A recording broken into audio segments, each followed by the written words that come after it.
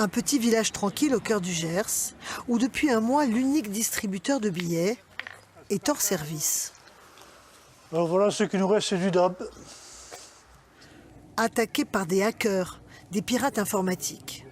Ça n'est pas une chose pareille. Voici comment, il y a 3 semaines, en pleine nuit, les malfaiteurs ont opéré. Armés d'une perceuse, ils ont découpé un morceau de la façade du distributeur de billets pour accéder à son logiciel. Puis ils se sont connectés avec un ordinateur portable. Ensuite, ils ont envoyé les données de la banque à un complice situé à plusieurs milliers de kilomètres qui a pris la main et vidé l'appareil de la totalité de ses billets. Le cas n'est pas isolé. Sur cette photo provenant de la vidéosurveillance d'une banque, on voit 2 hommes cagoulés, ordinateur à la main, directement reliés au distributeur après l'avoir percé pour en extraire les câbles. Des attaques comme celle-ci se sont répétées ces dernières semaines.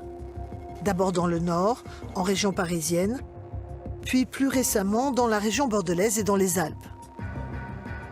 Ces 6 derniers mois, policiers et gendarmes ont relevé 34 attaques de distributeurs.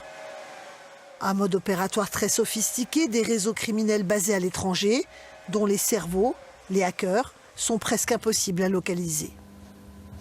Les donneurs d'ordre, hackers, sont russophones. En revanche, les équipes projetées, elles, sont multiples et variées, avec des individus qui peuvent être de plusieurs nationalités, roumains, moldaves, biélorusses, géorgiens.